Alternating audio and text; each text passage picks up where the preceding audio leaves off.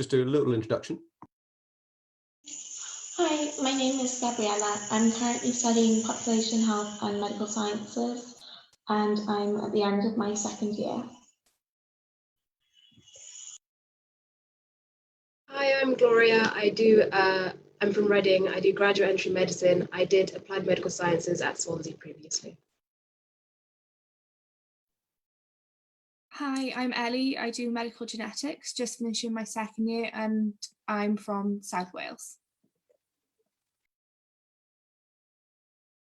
Hi, I'm Rose. I just finished my second year of medical pharmacology, and I studied GCSEs and A-levels in London, but I'm originally from America.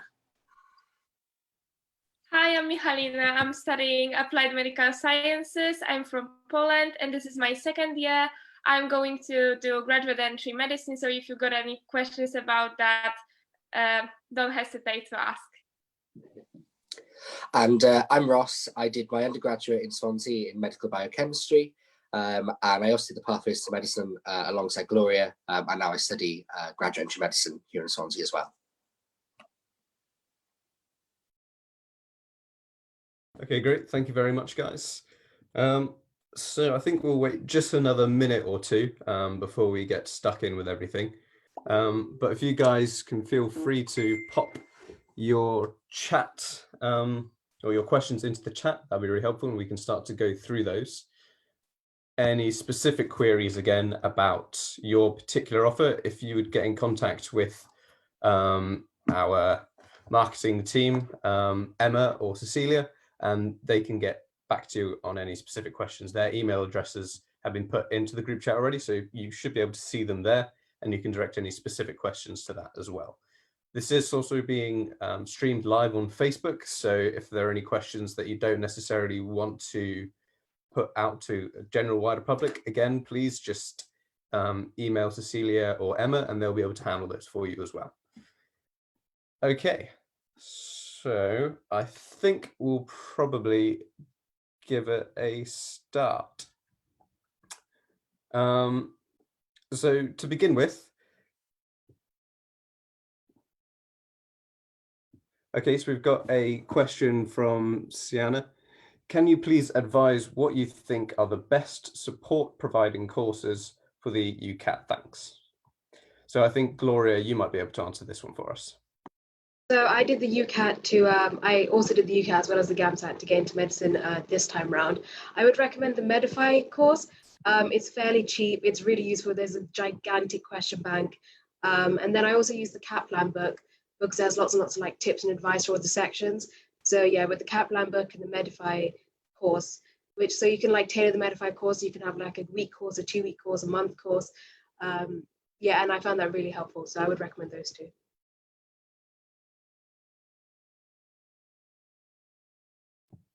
Thank you very much, Gloria. So generally, guys, let's talk about some of the very typical things that we get asked about. What is a typical day like for a student? Gabriella, do you want to start us off on this one, please? Yeah, so it depends on which day of the week. You won't necessarily have lectures every day or the same number. So sometimes you might find you've got 4 hours in a lab, and then maybe you've got an hour and then another lecture, or sometimes you'll just start with one lecture in the morning. So quite a lot of the day you have to structure yourself and you have to build in all the reading you've got to do and your assignments. Great, thank you very much. Ross, could you also just tell us a little bit about what you do for a GEM day as well? And maybe you could also talk a little bit about what you did for your undergraduate days too, and maybe even how they differ. Yeah, okay. So much like what Gabriella was just saying, at undergraduate, in the undergraduate degrees, depending on what day you have, you have a couple of different lectures on that day, typically about sort of 15-ish lectures a week, maybe 12, 15, something like that. You will also have some 4-hour lab sessions, depending on what modules you take. But you do have a lot of white space in your timetable, so you have a lot of time to yourself. And that carries over quite well into GEM. There is a lot of white space, although there is quite a workload there as well. But in graduate medicine, You sort of have a day on, day off approach, where on a Monday you have a lot of lectures in uni, Tuesday you're on placements, Wednesday a lot of lectures up until sort of 12, 1 o'clock, and then the rest of your day is free. Thursday you're in Singleton Hospital practicing clinical skills. Friday you're back in to have some more lectures. And because each week in GEM you focus on a different system and a different case, it keeps it quite lively. Yeah. Great, thank you very much. And maybe something we haven't necessarily talked about as much. Ellie, you're doing medical genetics. Oh, sorry, yeah, medical genetics. Yeah. Could you tell us a little bit about like the practical side of things, how many hours you do for that, and what work you have to do for it too? So in my first year, you have quite a lot of practice. I'd have about 2 to 3 practicals a week. They tend to be a morning or an afternoon session. And then once you've done your practicals, you'll have an online test to refer what you did, or they'll give you like a performer in the back where you have to answer questions, and you link it back to the information from your lectures. So then you can be tested on the practical aspect of things as well as the theoretical aspect of things, but you get really involved in the labs. Wonderful, thank you very much. One of the other things that every student really cares about is what it's actually like to live in the place that they're going to go to, because you sign up for 3 years of your life to go to live somewhere quite often you've never really been before. So Rose, would you mind telling us just a little bit about what it's like to live in Swansea? So I got in through clearing, so I really hadn't known anything or wasn't expecting to come to Swansea, but it's actually really great. The beach is just across on Singleton campus. You can literally walk there during your free time and walk along the beach. Town is really close. It's pretty cheap as well. So there's a lot that you can do, and it's such a great place, and everybody's been so nice so far as well. So I think it's actually a great place to start off as well, because it's so small and you have the chance to meet a lot of great people. Thank you very much. Yeah, I can definitely agree with a lot of that. It's a really beautiful town, city as well to live in. But like you said, it's quite compact, so it means that it's really easy to get around. You can walk to most places, and everywhere else is just a short taxi ride away. So it's really great fun. Michelina, maybe you could also give us your perspective on what it's like, and maybe societies and sports you get involved in. Definitely. So I haven't applied from clearing. This was my first choice, and the reason why I wanted to study in Swansea from the beginning, it was actually the view. I didn't want to study in a really big city. I wanted to have a calm place near the seaside.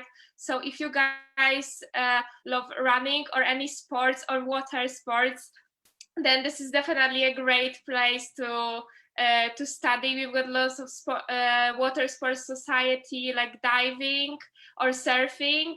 There's also a lot of going on in terms of running. I do running society, so I definitely love the social life in Swansea as well as my course, and it's cheap as well. That's the point. For international students, it matters a lot. Great, thank you very much. So potentially, actually, Emma or Cecilia, you could jump in and help us answer a quick question here. How many international students are there roughly, if you were to sort of give us a rough number if you can?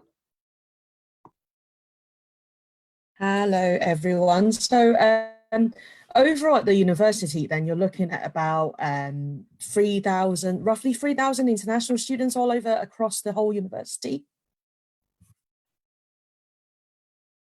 Would you have any ideas specifically for the courses that we have in the medical school? For the medical school, again, we're looking at around 10 to 15% of the current student body that are from EU and international then. So it'll vary from courses to courses, but yeah, roughly about that kind of figure.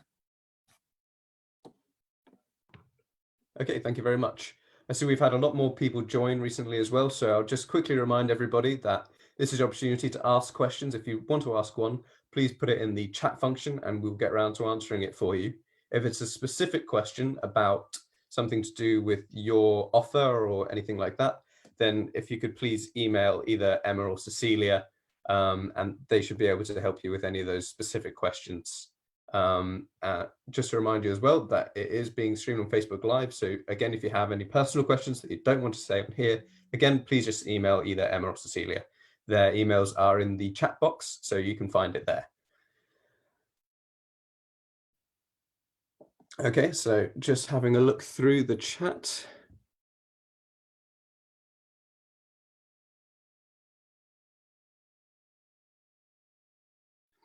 Okay, so what accommodation did each of us stay in first year, and what was the best/worst things about it? So I'll actually start off this one. Myself and Ross, I know in particular, we both actually lived in the same building on campus, on the Singleton campus, where we had all of our lectures and practicals. It was quite a nice, fairly nice accommodation. We lived, each flat had about 8 people in and a shared kitchen, which was quite nice. And it was really nice to just be able to practically roll out of bed 10 minutes before a lecture and make it down in time and not have to worry too much about that in first year. You can still have a good laugh and enjoy yourself a bit too much, and you can kind of really get away with it.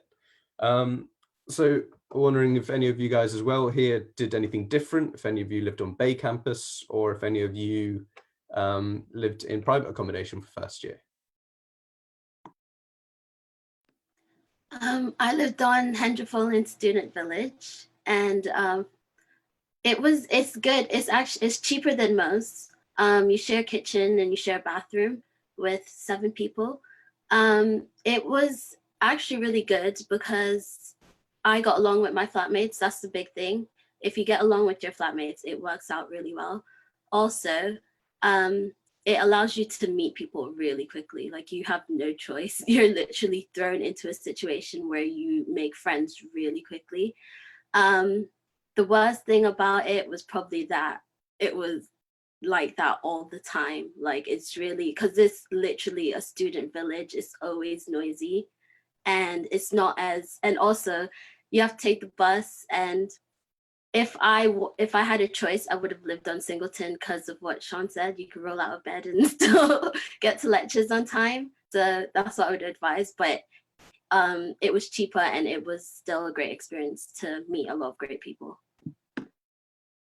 I lived privately in first year because I got in through clearing. So unlike Rose, I wasn't lucky enough to get like university accommodation. So I lived privately with 5 other people. That was pretty great. It was nice because obviously, like, there was quite a few students who didn't live on campus or in the student village. So it was like a lot of us kind of like banded together and would go out together. And we became like good friends with people, like all the other students in our area, because in Swansea, all the students tend to live next to each other and like within like 20 minutes walking distance of the university. And then for medicine, you tend to live with other medics. You go on when you get accepted to medicine, there's a applicants like visit weekend kind of thing, where you go on a housing tour with other medics, and you can like find people that you'd be willing to live with, and you get together and sign a house, which is what I did because I'm in first year medicine now, that's what happened this year. I signed a house with 4 other medics, and that's similar for lots of other people as well.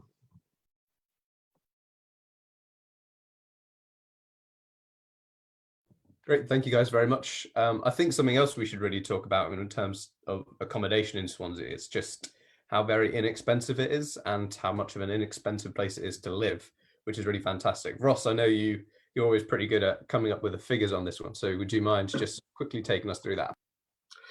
Yeah, so I currently live in a 5-bed house and pay about, I think it's £340 a month in total for rent. And I live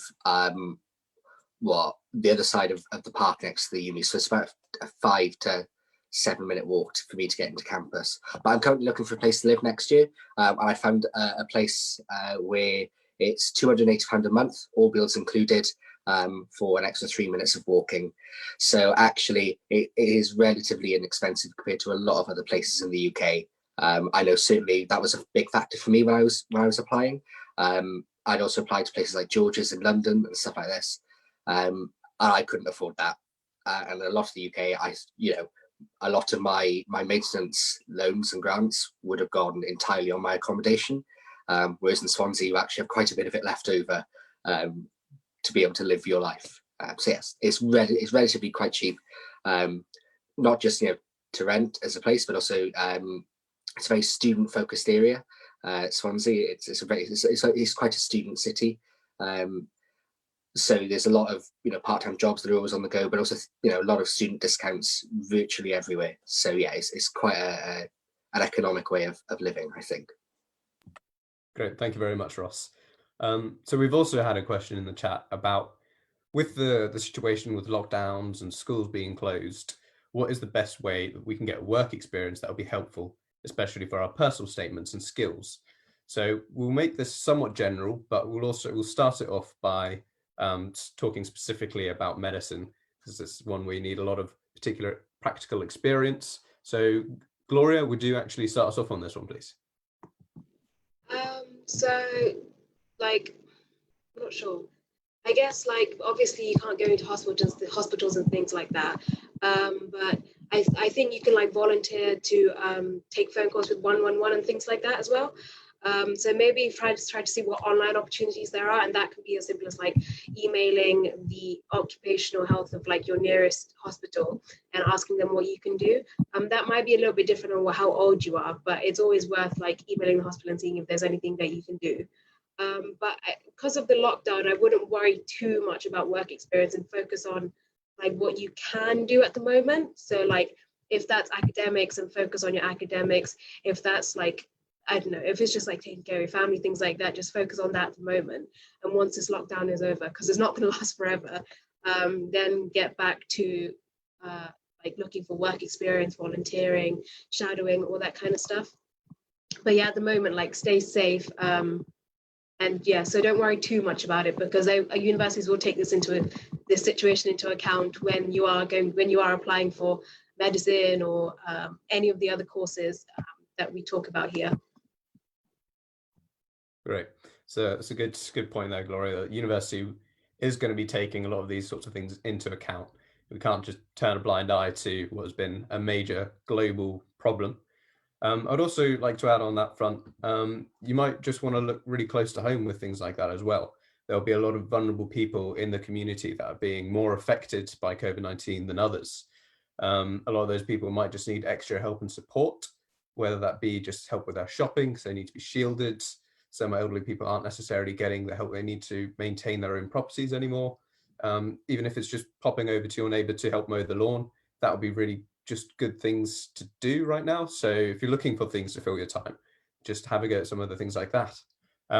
Also, we can talk a little bit about some of the other work experience things you can do with the university, perhaps before and also potentially during your degree program, such as spin placements, which is something that you can do, which are little projects in the lab over summer with some of our research academic staff, which is a really good way to get an idea of what kind of things you might be interested in looking at further, what kind of research topics are out there, and what your particular skills are and what you're particularly good at.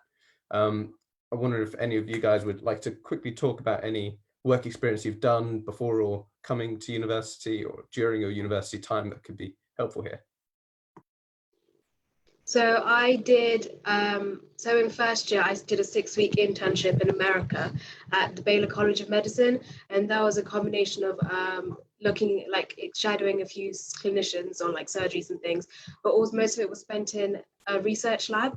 And we were taking part, we were all split, there were 10 of us that went through selection. And we took part in a competitive global competition to create an innovative solution for pressure ulcers, which is something that is quite prevalent in hospitals and care homes and things like that. So yeah, I did that in my first year. And then in my second year, in the summer of my second year, I went on a cultural program trip to Asia. So I went to Malaysia, Singapore and Thailand, and that's something that's available to everyone in the first and second year summers, and that was through applying through programs as well. There are people in my course who did summer research internships in the Institute of Life Sciences that we have here. I'm sure someone here must have done something like that. Yeah, I can come in here. So yeah, between my second and third year, I had spent 6 weeks in the microbiology labs, well, the infectious disease labs is I think what they call themselves, where I was profiling MRSA isolates to test their antibiotic susceptibility, and investigating different antimicrobial approaches. And I did that in my summer, for part of my summer between my second and third year. And then I also did a lot of hospital-based ward volunteering as well during the last year of my degree, which I managed to organise through the medical school itself.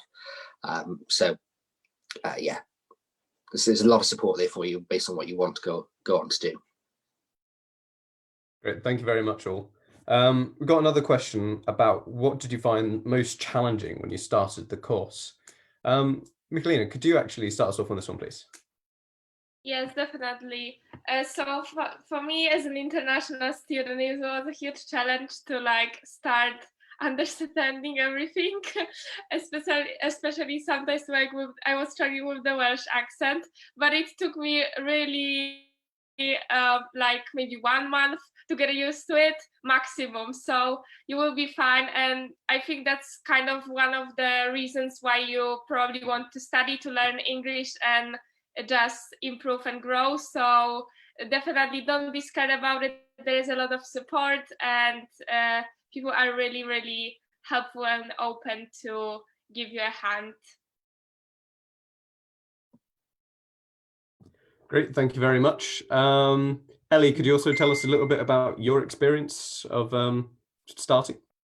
Yeah, so for me, it was my accommodation that was actually the most challenging. So I changed accommodation and I ended up having 18 flatmates with one kitchen, but there was plenty of appliances and everything there, and the bathrooms were only shared between like you and one other person.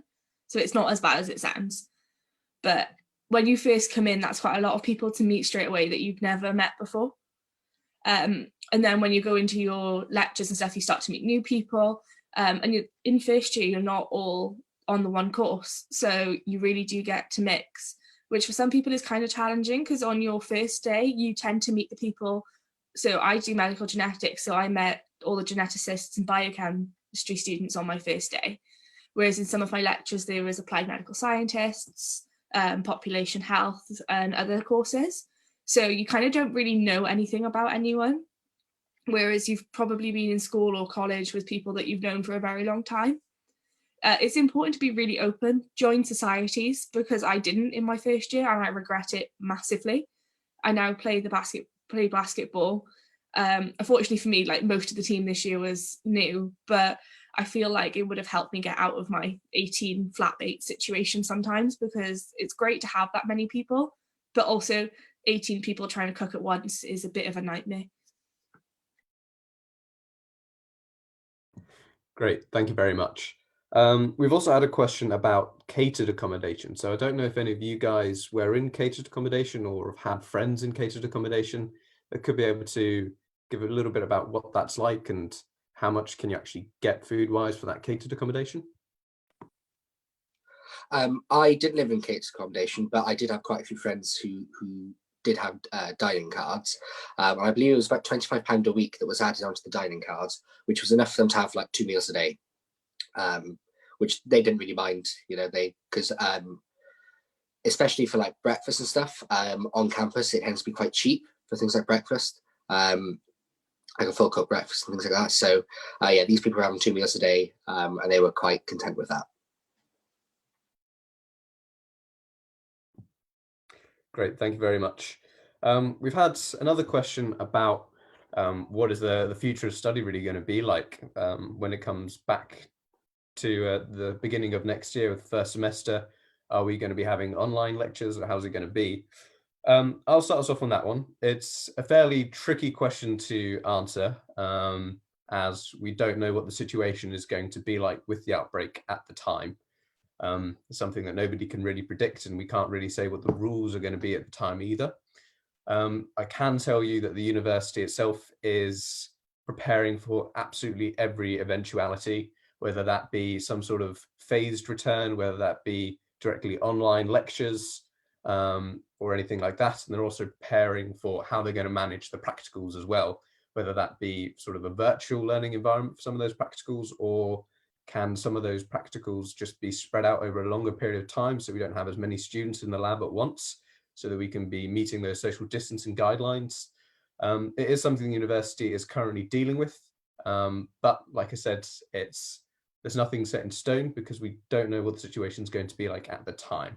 I don't know if Ross, you want to come in on this as well. So Ross is a fellow rep and college rep before, so we have a lot of dealings with the university and discussing the student perspective on their plans for these sorts of things. Yes, so I know that the undergraduate courses have already started to make preparations to have online either pre-recorded or live streamed over Zoom lectures, because it looks increasingly likely that, at least for the start of the coming term, even if you were to have in-person lectures, you'd have to be socially distanced. And there are only a small number, I think about 3 lecture theatres that really have the capacity to, the sheer space to have, 100 people in their space 2 meters apart. So it really does depend on what the pandemic is doing, and how we respond to it as a nation. But there are plans in place. So you will definitely receive some teaching. And I don't know about the others, but I find I'm doing more work now that I'm not in uni, because all of a sudden I've got lots of meetings to go to on Zoom, or I've got lots of emails I need to reply to. And I know the staff members generally feel the same about that. So I suppose that tells you that you will still get support, even if it is at the end of the screen for the start of the first term. Sorry, I just want to jump in and just say that I've had so many emails about like support during this time off staff members, and like the medical school have a support system in place, and the university have really tried to make sure our degree still gets the same value even though we're not having face-to-face contact. So like there's no need to worry about that, because they've put your assessments in place to make sure we still get all the assessed, and overall our degree will still have a good like outcome and be respected once this is over. Wonderful, thank you very much, guys. So we've also got a question about international opportunities for study. So I presume that is really talking about, is there a time that you could spend a semester or a year abroad during your studies? So I'll very quickly start off talking about our MSci project, MSci course that we have. So that can either be for genetics or for biochemistry, and that's a 4-year integrated master's course. And that 4th year of the course, you will spend with a research group in a lab looking at a particular research project like you would for any sort of master's thesis. Now, there are a lot of opportunities offered at Swansea University itself for all those students, but there are opportunities that you can take as well to go to any lab that will have you for that course. So there were opportunities previously to go to Germany to study. There's been opportunities in other parts of this country to go and study as well. So that is one way that you can incorporate a year abroad, if you so wish, into your course. Gloria, you took part in the AMS course part where you'd spent some time in America. Would you tell us a little bit about that? Yeah, so in the first year, in the summer, you can go to Houston, which is in Texas, and then spend 6 weeks doing an internship in the labs there. And then there are that's only for applied medical sciences, but international opportunities available for all the courses in the medical school. You can go to China, you can go to Vietnam, Cambodia. You can also, like, there are a lot of the Swansea University has a really good global opportunities team, and there's lots of volunteering that you can do in places like Fiji and things like that. That's not only medical school, but that's for the entire university. So there's lots and lots of opportunities to go abroad. And the global team actually has a really good bursary for students who are looking to go abroad. So I've never been able to, in secondary school and stuff, when they went on ski trips and stuff, I've never been able to afford that kind of thing. But with the bursary, I've actually been able to afford it living on a student budget, which is not a lot. Also in medicine, you can do 2 weeks of your 5-week hospital placement in the Gambia. So I will be doing that in my second year in December, hopefully. And so you spend 2 weeks in the Gambia in the biggest hospital there, and working based on as medical students that you do here. So on wards with patients and things like that. Yeah. And then obviously you've got your elective in 4th year. Okay, wonderful. Thank you very much, guys. So we've got a question particularly about pathways to medicine, and about sort of which course do we think is potentially the best that you could do. So I think one of the best ways we could go through this is actually if I go through some of you guys here who are currently on one of our pathways, and then we'll come to 2 of our students who went through the pathways and then got on to GEM.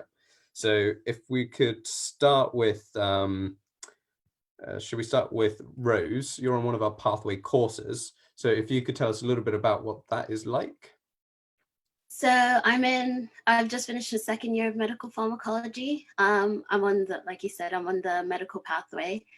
So it is a pretty new course. I'm the first cohort to do it. So I'm the first 2nd year basically. But it's really interesting. It's fun. It's about how drugs work and how they work through the body and everything. In the aspect of the question, I wouldn't say like each course will be more clinical or patient focused, because they're a course in itself. Like it's a lab-based course basically. But if you do the medical pathway, I did a module, Doctors and Patients, where we had a 1 day, where we shadowed a doctor for 1 day, basically, just to see like how they interacted with their patients. We don't really have much patient-focused work because it's medical pharmacology, so it's about the study of drugs. So we do labs on how drugs work. But I do enjoy it, and I am still planning on doing medicine, but I do love my course. Great. And Michaela, you do currently applied medical sciences course. So could you tell us a little bit about what advantages that course has for going into medicine afterwards? Yes, that was actually a reason why I decided to do IMS, because it gives you an opportunity to go to either science, like research and enterprise, or an innovation, or to do graduate entry medicine. We've got lab-based, we've got like lectures, we've got labs, and we also have got like a doctor and patients course that gives us a bit of a look at the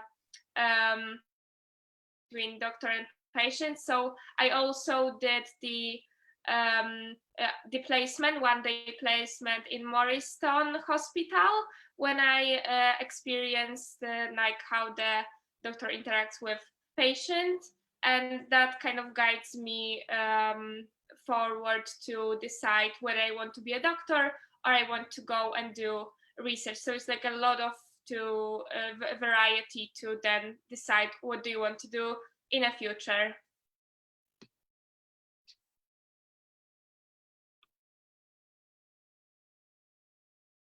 Sorry, I need to unmute myself there. And Ellie, you do medical genetics degree. So could you tell us a little bit about what that is like and how it can help you get into medicine?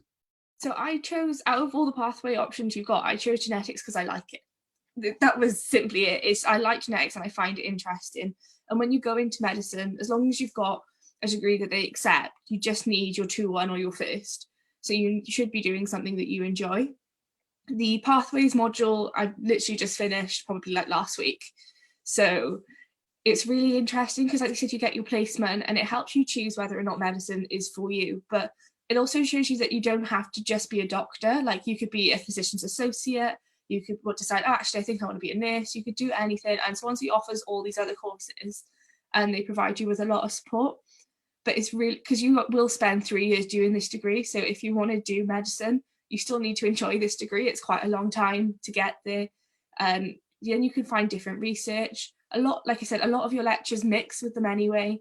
I know in first year I had some optional modules and I decided to do physiology. So I joined on an AMS module. I know I had some of them in ours. So you can tailor it to what you want your degree to be. Wonderful. And I think we'll just very quickly come to both Ross and Gloria, because they're both students who went through our pathways degrees. So Ross did a medical biochemistry degree with us, and Gloria did applied medical sciences with us. So if you two can actually just both come in, we'll start off with Gloria. Could you tell us a little bit about your experience and how it helped you to actually get into medicine? So the courses that you do at the medical school, they're all standalone courses. Like they're not like pre-med. The courses that you do will let you do other things. So whether that be masters, PhDs, going straight into work. In fact, I think there are only 6 of us from my applied medical sciences cohort that actually went on to do medicine. The rest of us went on to do other things. But so you don't have a lot of like patient focused things because it's not a medical course, but you do a lot of a lot of the science behind medicine. So, and all of that is incredibly useful for medicine in first year, especially because you do if from applied medical sciences, I did things like anatomy and pharmacology and physiology, and all of this is really helpful to me now because this is all stuff that we have to learn anyway for medicine. So Ross mentioned that every week is around a different body system. So every week we learn the anatomy of that body system, the physiology of it, pharmacology for the particular disease that we would be looking at. And a lot of it is familiar because I've done similar, like I've done that in like less detail or even more detail in applied medical sciences already. So I think it's a good 5th option to choose any of these courses, to be honest, because as Ellie said, there's a lot of mix and match, so you can tailor it to what you want. So if you want it to be a little bit more medicine and practice focused, then you can choose the anatomy, the physiology. But if you want it to be a little bit more medicine and research focused, then you could choose more of the biochemistry courses, the genetics courses, and things like that as well. So yeah, it's really up to you what you do with it. Yeah, just to sort of echo what Gloria just said there. I know that I had done the Pathways course and then I'd converted on to do the MSci because you don't have to complete the 4th year in a lab. You can not do it and still graduate the BSc. So for me, I chose that option because it meant that research is something I really enjoy. But if I was unsuccessful in my application to medicine, I had a fully funded master's as a backup, which meant I didn't really have to stress too much about what I was going to do afterwards. But yeah, I mean, on our course now, there's Swansea's medical course doesn't require you to have a science degree, and there are quite a lot of people on our course who have done things, like philosophy or a language degree previously, because everything you need is taught on the course. And I suppose whichever degree you pick, there will be benefits to it, but there will also be drawbacks, because the only degree that covers everything you need to study medicine is medicine. So it's like what Ellie said before, it's picking the degree that you feel most comfortable with and you think you would enjoy the most, because at the end of the day, the barrier between you getting into medicine after doing a degree is whether or not you get that 2-1, that 60% average. So pick the degree that you feel will allow you to achieve that best. So whilst we're also on the topic, actually, could both Ross and Gloria just quickly give some advice for going for graduate entry medicine as well? Something we've been asked here. We'll start off, continue Ross, if you would, please. Yeah, bear with me. I'm just trying to look at the question itself. Do I have any advice for postgrad applicants? So yeah, generally, earlier on we had a question as well about gaining experience during these quite difficult times. Medical schools are aware of that. You'd be quite harsh if they penalised you for not being able to be shadowing a doctor in the midst of a pandemic. I think that would be really harsh. One of the things I interviewed this year, I was on the interview panel for medicine. One of the things that was really important to us was seeing whether or not the applicants had sufficient insight into what it meant to study on the course and the stresses of that, and what it meant to do the job and what the job entailed. And so there's lots of other ways you can get that insight. You can read books like Adam Kay's book that everyone seems to love, and there's a lot of other books that are written by doctors that give you some quite unique and very valuable insight. You can also use platforms like Unibuddy to chat to people like me or Gloria, for instance, whereby you can ask us what it's like to study the course and our experiences. And those are all things that are perfectly valid for you to talk about in your personal statement or in your interview going forward, because there's more than one way of getting that insight, which medical schools are looking for. But like Gloria said before, looking for ways of helping online, and I think Sean talked about, there's a lot of vulnerable people in the community right now. One of the biggest things for Swansea's interviews anyway is they want to see the type of person you are, and they hopefully that's a really caring individual. And so even if it is getting the shopping for Doris who's 80 and shielding, or having a socially distanced cup of tea with her every now and then, that's there's really good quality stuff there that you can talk about, and that can help demonstrate that you have a lot of the qualities that medical schools are looking for as well. But with regards to the application, it's a slog, it's really long, it's really stressful on times, but you will get there in the end. One of the biggest things that medical schools value is resilience, and you won't always get what you want first time round. And so being able to say, okay, well, I'm going to continually go for this, I'm going to reflect on what went wrong and try and improve for next time. You won't have to wait very long at all. Yeah, we have a lot of reflection things to do in medicine. Like every single term we have to reflect on something. We have to reflect on all the placements that we do. So reflection is very important. I can see a question here about undergraduate applicants as well as postgrad. For that, I would honestly say, like, when I was in sixth form, I thought the most important thing for getting into medicine was having as much hospital-based work experience as possible, which really just isn't true. Like, it's more about the quality, and by that I mean what you have learned from it, and not necessarily what you've seen. So, like, even if you saw nothing, if you were shadowing a doctor and you saw nothing but him just doing ward rounds, or her just taking bloods from patients or something like that, watch how they interact, because it's less about what they're actually doing with the patients. You don't need to know anything about the diseases or anything like that. You just have to watch how they interact with the patients, how doctors interact with the nurses, how the nurses interact with, basically just watch and observe how everyone interacts with each other.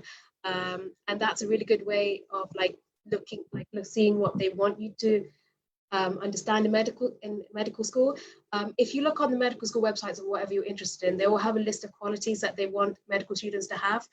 So things that they have for Swansea is like a passion for medicine, resilience, teamwork, things like that. So as long as you can think of situations where you've been in situations like that, it doesn't even have to be medical related. So I had a retail job for over the summer and over the Christmas holidays and things like that. And in that had a lot of resilience, because if anyone's ever had a retail job, you need resilience. There's a lot of teamwork and things like that. So as long as you can bring in the qualities that they're looking for in medical school and relate it to your life, that's all you need to do.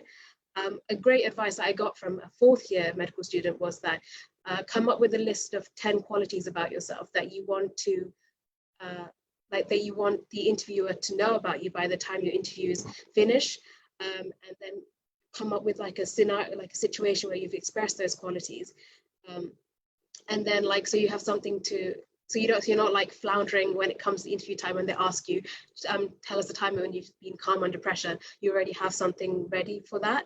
Obviously, because of the COVID-19 situation, there's not been a lot of opportunity for work experience and things like that. But as Ross said, universities will definitely take that into account. So don't worry about if you feel like you haven't done enough or you've done, just reflect on what you have done, and that's all you would need to do, to be honest. Okay, great. Thank you very much. So in the interest of time, moving on from some of the medicine side of things, got some questions about societies and what societies are kind of most fun. I think that's really going to be a very individual question. Each person's going to have their own answer to this.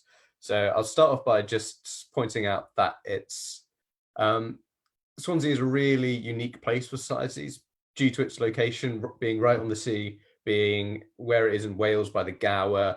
We've got the sort of all the wonderful countryside around Wales as well, Pennant.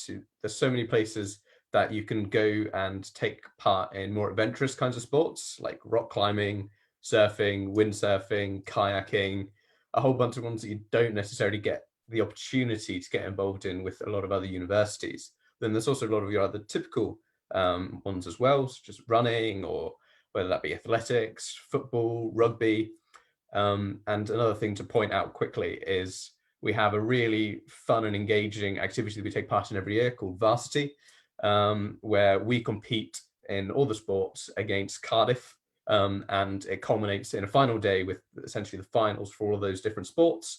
as well as one big match at the Liberty or Millennium Stadium for our first rugby teams as well. So that's a really fun day to get involved in, and it's a very unique experience you only really get coming to a university that does such an event like that. And we're one of the few universities that really do take such a large sporting event on each year. So to talk specifically about a couple of societies, I don't know if Rose, you want to talk a little bit about some of the ones you've got involved in? So in my first year, I did dance, which is a major society, and it's really fun. You meet lots of people, they're different classes, and it's really cheap. Literally, I paid in first year, it was £15, and there was 39 different classes, and you could go to whichever one you want at whichever time. So, and at the end, they have a dance show, and it was really great to participate in, and I enjoyed it. I didn't get to do it this year, but hopefully in third year, I get to do it again. In my second year, I started cheerleading, and my Med Farm course mates, we came up with the idea of starting a Med Farm society as well. So it's not only athletics and sports that you have to do. There's many different societies. I know there's a pop health society. I'm pretty sure there's an AMS society. You know, I would advise to just get involved in any society to try and meet people. It also helps to bring you out your shell, and it gives you something to do apart from just schoolwork. I really enjoyed all the societies I've done so far. I'm going to continue doing cheerleading, and I'm going to continue doing dance because I found that I really enjoy them. And society sports, they're all just a good way to meet people and come out your shell and just experience and enjoy your university life. Wonderful. Thank you very much, Rose. You also mentioned there some of the societies that we have for our specific academic courses as well. Gabriella, would you be able to tell us a little bit about Pop Health? Because I know you guys have got a society. Yeah, so initially there was just the AMS Society for the medical schools and graduate degrees, but this year was the first year that we had the Pop Health Society, so we arranged quite a few events, like we have a Christmas meal every year. We've done things like for at the end of term, and everyone went to go and watch the fireworks together. So we've done quite a few different events, and they're very varied. And we're always talking to the first years to try and ask them what do they want to do. So that way, it's not just stuff the second years want to do. It's something that everybody will enjoy. Great, thank you. And Ellie, you also sat as a committee member for our Gen Bio Society. Could you really briefly tell us about that? Yeah, so this is the kind of like first full year of the Gen Bio Society, and it seems to have a really good success rate. So every year so this year and last year, say every year, we've run a pub quiz against your lecturers, so you get to play against your lecturers in like general knowledge information. So it is a little bit fair, but it also gives you a really good networking opportunity. We get lots of emails about different courses that are available to you outside of the uni, and you get a lot of information that way through societies. It's also a really good way to meet people that you wouldn't normally. I also play basketball, and I found that through both of the societies, I actually found a master's student that was on my course that I'd never met. So he was able, through that, I built a relationship and networking, and he helped me write an essay on another topic. So it's good for university and non-university staff because you can really get consumed by your work, and you need to meet people outside of that to not get overwhelmed. Great, thank you very much. We've also had a question about assessments and what that's like. So I'll really quickly take this one. As a very rough breakdown, most of your modules are 10 credit modules. You will have some 20 credit modules and some even larger modules like your dissertation research projects, which can be 40, 30 credits. And most of your modules, especially those 10 credit ones, will be broken up into sections of either coursework or assessment. Typically, it's 75% assessment. In the first year, those will all be elimination style questions. In the second year, what we typically do is half of it being elimination style questions and half of it being essay based in the exam. And in the final year, it's usually entirely essay based. Then the other 25% of that is usually coursework, which is typically based around the lab work that you do in first and second year. some sort of lab report or questions based on the practical that you've done to make sure that you fully understand what you've learned and to consolidate that learning. Sometimes it can also be a really good revision tool for your exams. Then in the third year, they're typically more sort of essay style questions or developing reports and doing presentations, as you don't actually have any specific scheduled lab time in that third year. That third year lab time is essentially down to you to organize to make your own lab time for your research project that you'll be getting involved in over that time, which will run throughout most of the year. So that module is something you'll do entirely basically on your own. And that will be kind of built up towards. So there will be modules that you'll take in first and second year that will help you develop those skills of self-directed learning, where they will be entirely coursework based. Some of it being online learning resources supported by seeing a personal tutor, and other parts of it will just be you will have a particular academic that you refer to in terms of they're an expert in the area that you're writing an essay on, and you'll have to conduct a proper literature review, and they will be your guide and support for that. So to reiterate that, it's mostly exam and much smaller amount of it is coursework. That's typically how we do a lot of our stuff here. So then going on to one of our other questions about part-time work. So a lot of students might want to have a part-time job in order to support their studies because they can't necessarily afford to do so otherwise. I know Michelina's got part-time work, so if you could talk us a little bit about how you cope with your studies and doing that, and how easy it is to find those kind of jobs. So basically, I used to work in a hotel part-time during first year. It's been really, really nice. And it's definitely manageable to do it, even though you're going to the science-based course, because as we mentioned, we've got like 60 hours of coursework, 60 hours of lectures, 16. So definitely we've got like weekends definitely are free, but there is like 2 or 1 day during week that you've got free time as well. So you can definitely get by in Swansea because it's cheap by just working 2 days, I would say, because I work 2 days a week. I work Friday evenings and Saturday from 2 to 11 o'clock. And then I can easily get by with a little support of my parents, but it's manageable and I enjoy it so far. I can balance my social life, my academic life, and also work. Wonderful, thank you very much. So yeah, as we said, there's lots of opportunities, work to get involved in. Obviously, Swansea is quite a big student city, so there is a lot of part-time seasonal work that happens here. So a lot of my friends have had part-time work during their degrees as well. It's relatively easy to find and to manage, and there's all sorts of time schedules as well, because it's got quite a strong nightlife. So if you want to, you can work during the day and work on your studies during the day, and then work a little bit in the evenings as well to get a bit of extra money. So I think this is a pretty good time to actually talk a little bit about the city itself as well. So like we've said before, it's a very affordable city. It's a very fun city to live in. And I would hand over quickly to Gabrielle to talk a little bit about what her experience of the city has been like. Sorry.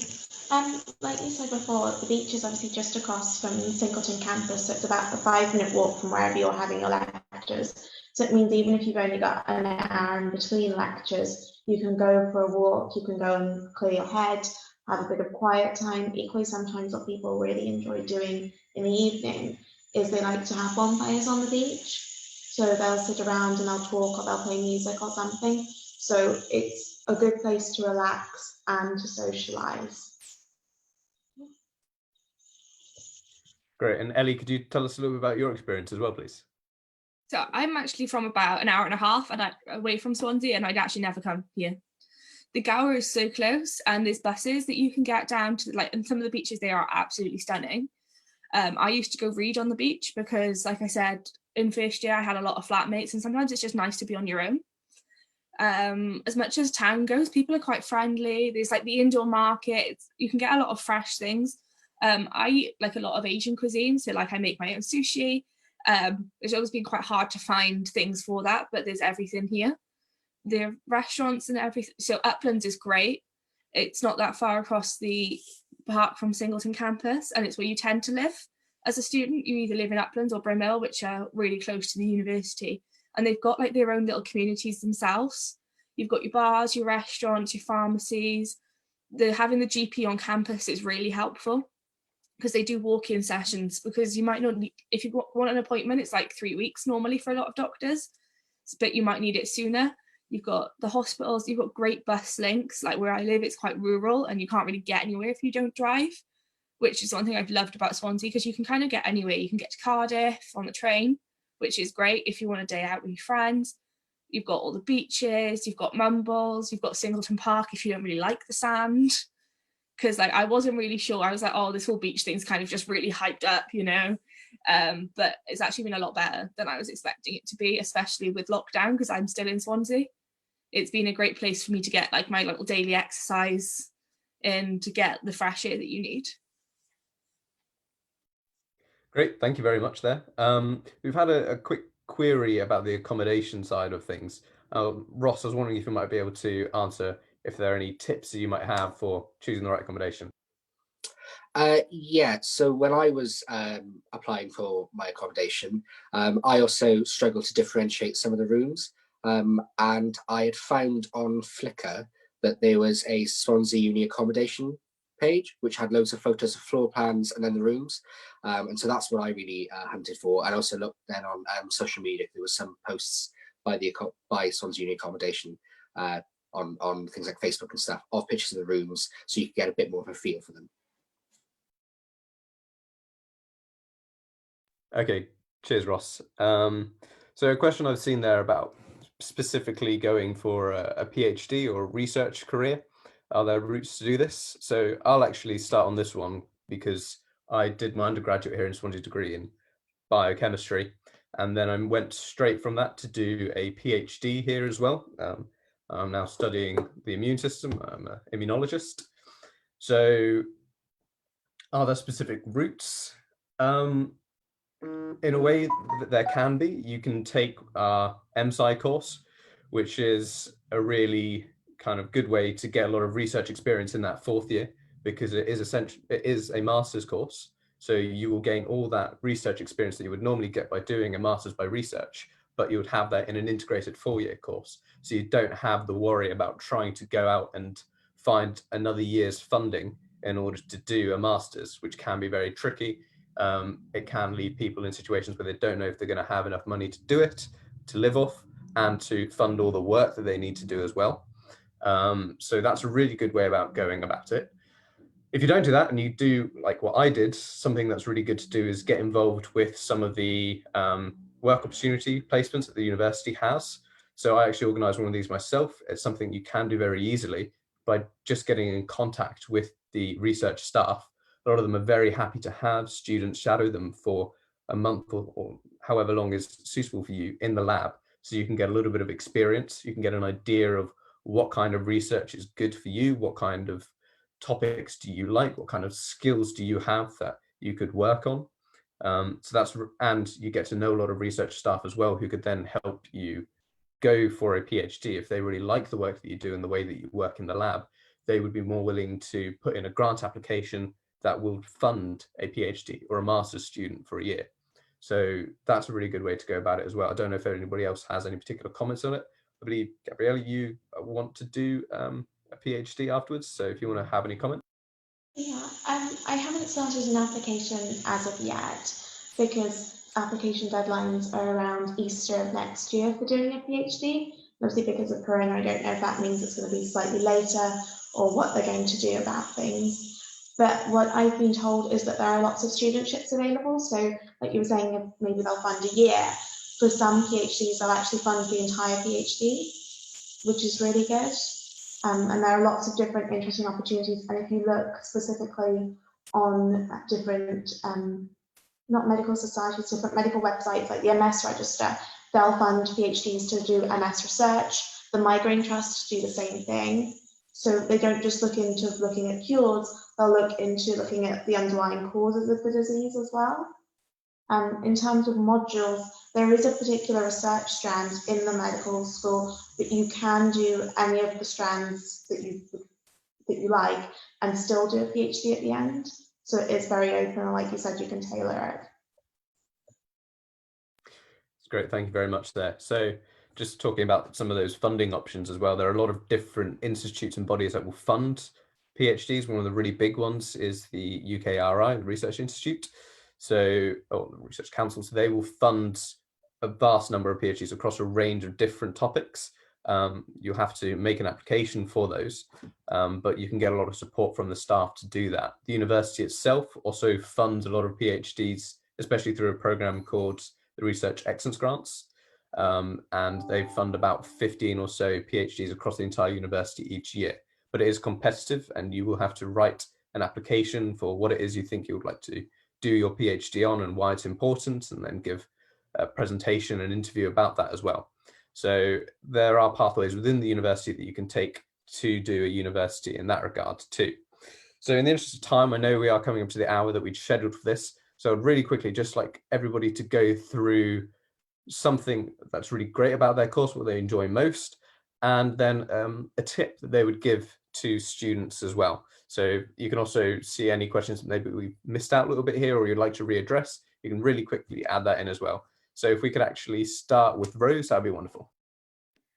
The thing I enjoy most about my course is just it's really interesting, just finding out like how the different drugs work. And the head of our course, Aidan Seeley, he's really passionate about it, and it just makes it all the more an interesting, great course to be a part of, just because it's just, you can see his passion and it kind of rubs off on you and it makes you enjoy the course even more.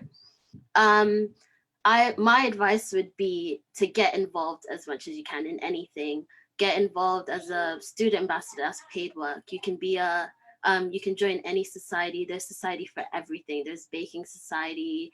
There's, you can get involved in anything. Just get involved and get out there, meet people, get to know people, try and come out of, if you're in a shell like I was, try and get out of it and enjoy your university experience as much as possible. Great, thank you. Gloria, could you tell us a little bit about both your undergraduate and then Gem now as well?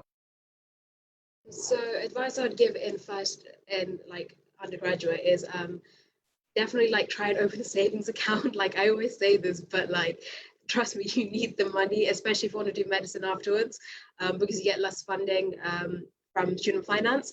So every single term when you get your student finance, put a little bit of money into a savings account, and it will be so helpful for you when you graduate and you're looking for postgraduate opportunities, masters, PhDs, whatever you want. So that'd be the advice I would give. And if you're coming into university for the first time, I would definitely do what Rose said, join lots of things, don't say no to anything, any opportunities that come up, apply, do your best. That's really good for personal statements and stuff like that as well, because it just helps you practice writing about yourself in a positive way. I can see there are questions about interviews and personal statements for medicine. I would recommend hitting me or Ross up on Unibuddy about any particular questions regarding applications into medicine, because we don't have a lot of time left over. But yeah, just be open a savings account. Yeah, that's it. Michaelina, anything about your particular course you'd like to mention now, or any remarks, advice? So about my course, I love that it's really flexible and it gives you the insight to both research and the medical pathway, and also it gives flexibility to have part-time job and social life, and just to decide whether you want to be a doctor or a researcher. And in terms of I forgot what I wanted to say. In terms of accommodation, I would definitely recommend you guys to go to Singleton campus student accommodation. I think that was the best decision that I made during first year, because it's really close to campus and you literally got a support on your fingertips. So that's it. Wonderful. And Ross, have you got any tips there as well And this might also really be a good time to mention about some of the extra work you do to help with things like applications and personal. I suppose one of the things that I always try and tell everyone is to don't lose faith in yourself, because, you know, yes, these degrees are hard, but they're possible to do because people do them all the time. It will be difficult, but there's a lot of support there. And, you know, genuinely, if I can do this, so can you. So please don't be disheartened at the hurdles you will inevitably come across. Apart from some of those hurdles, as Gloria mentioned before, is things like personal statement writing and interview prep. And there's a GEM society now that's been made to help run workshops for current students to help them with their GAMSAT prep, their interviews, and their personal statement writing as well. But yeah, there's a lot of support, and just enjoy it, make the most out of it. It'll be some of the best years of your life with any luck. Very true words there. It's a very good time and enjoyable indeed. Ellie, have you got some comments there as well? I think it's just really important to enjoy university. There's so much to it as well as your degree. And I don't know, I feel like a lot of time once people leave university, you go into work and your kind of life just kind of run, like, you know, it falls into place with what you're doing. So it's the right time to do things.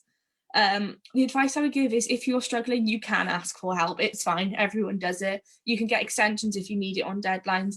There's support there, like, and the entire university, not just the medical school, have things that can do that for you. Like, do not be scared to ask. I know that you can meet other people. I've had students from years above me that have been so friendly that I've met through doing things like the society or being a rep, and they'll help. They are willing to help you if you ask for it, but you have to ask because otherwise no one knows. Great, thank you very much, Ellie. And Gabriella, have you got any final comments you'd like to make about your course or your time studying? I just wanted to say that one of the best things is how varied all of the different modules are and how many different lecturers you get to meet.